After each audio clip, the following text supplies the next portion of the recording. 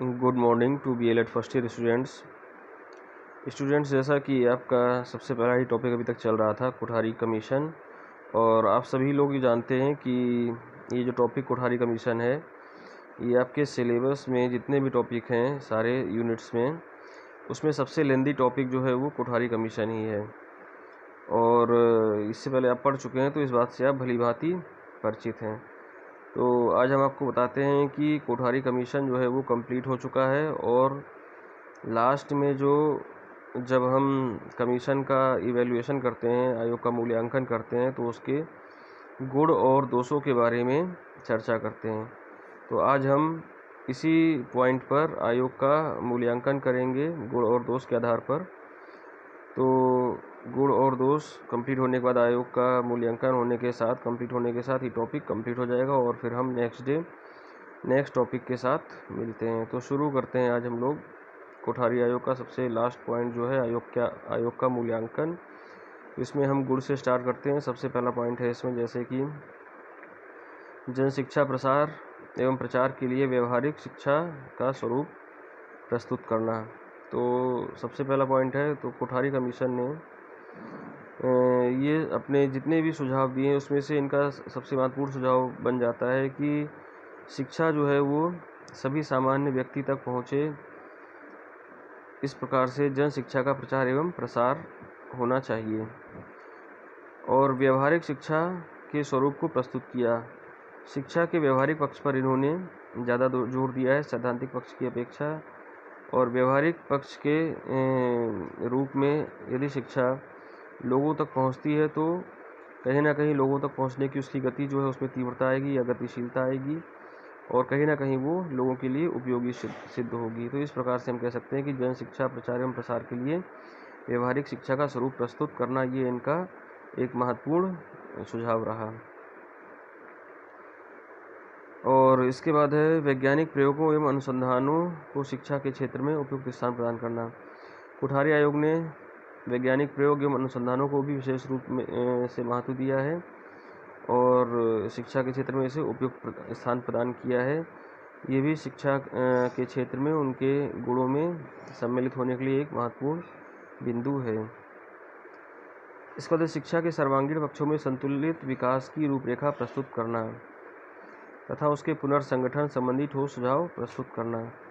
शिक्षा से संबंधित जो सर्वांगीण पक्ष हैं, यानी कि शिक्षा के जो सभी पक्ष हैं, उनमें संतुलित विकास की रूपरेखा को प्रस्तुत करना, एक संतुलन स्थापित करना शिक्षा के सर्वांगीण पक्षों में, ये कोठारी कमीशन का एक महत्वपूर्ण कदम रहा है शिक्षा के सुझाव जो उन्होंने प्रस्तुत किए हैं उसके रूप में।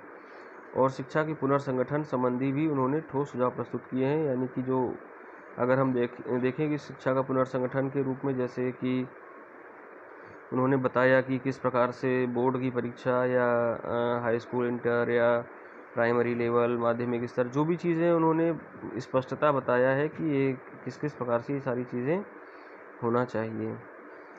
शिक्षा पर और अधिक व्यय करने की सिफारिश करना, ये एक महत्वपूर्ण बिंदु है। शिक्षा पर जितना व्यय उस समय हो रहा था उस पर उन्होंने जो एक सुझाव दिया था कि कुल बजट का 1/6 जो है वो शिक्षा पर व्यय किया जाए। तो इस प्रकार इनका ये सुझाव अत्यंत महत्वपूर्ण स्थान रखता है।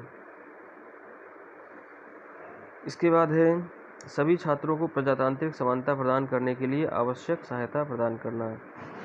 तो सभी छात्र जो है वो कहीं ना कहीं उनमें प्रजातांत्रिक समानता की भावना विकसित हो, इसके लिए जो भी आवश्यकताएं हैं उनको इन्होंने मोटिवेट या उनको प्रमोट करने के लिए अपने सुझाव प्रस्तुत किए।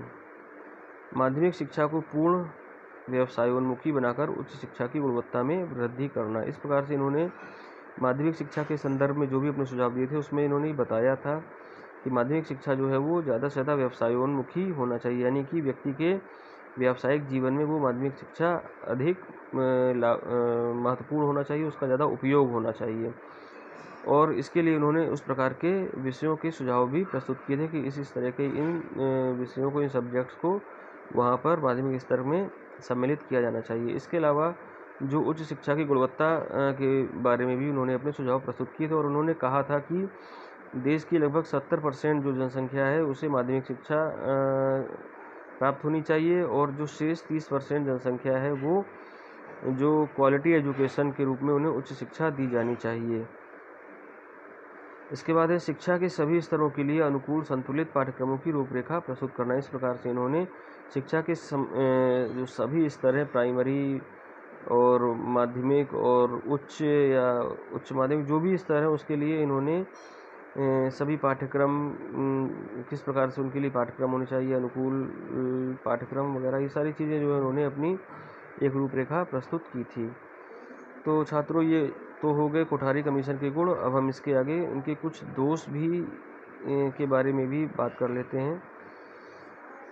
दोष में सबसे पहले आता है शिक्षा आयोग के प्रयासों के फलस्वरूप बेसिक शिक्षा का स्वरूप समाप्त हो गया। तो कहीं ना कहीं जो प्राथमिक स्तर की शिक्षा है उस पर बहुत अधिक फोकस ना करके इन्होंने जो माध्यमिक और उच्च स्तर पे जो सुझाव प्रस्तुत किए थे, तो कुछ हद तक हम ये कह सकते हैं कि माध्यमिक स्तर पर उसका बहुत ज़्यादा पॉजिटिव इफेक्ट नहीं पड़ा इनके सुझावों का।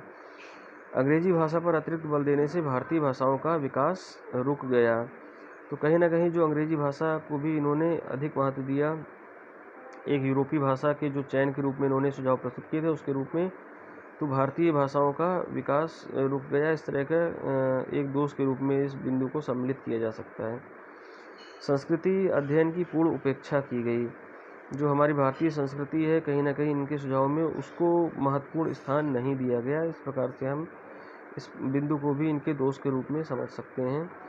विज्ञान एवं प्रौद्योगिकी की शिक्षा पर आवश्यक बल देने से बालकों का नैतिक एवं अनावश्यक बल देने से बालकों का नैतिक एवं आध्यात्मिक विकास अवरुद्ध हो गया। इन्होंने विज्ञान एवं प्रौद्योगिकी पर ज़रूरत से ज़्यादा बल दिया, तो ऐसा माना गया कि शायद इसी वजह से ही छात्रों की नैतिक एवं आध्यात्मिक विकास के रूप में ये रुकावट के रूप में सामने आया। तो छात्रों, ये जो है आपके कोठारी कमीशन के गुण और दोष कुछ बिंदुओं के रूप में प्रस्तुत किए गए हैं, और इसी के साथ ही चैप्टर यहाँ पर कंप्लीट होता है, और हम अपनी अगली क्लास में एक नए टॉपिक के साथ मिलते हैं आपसे। धन्यवाद।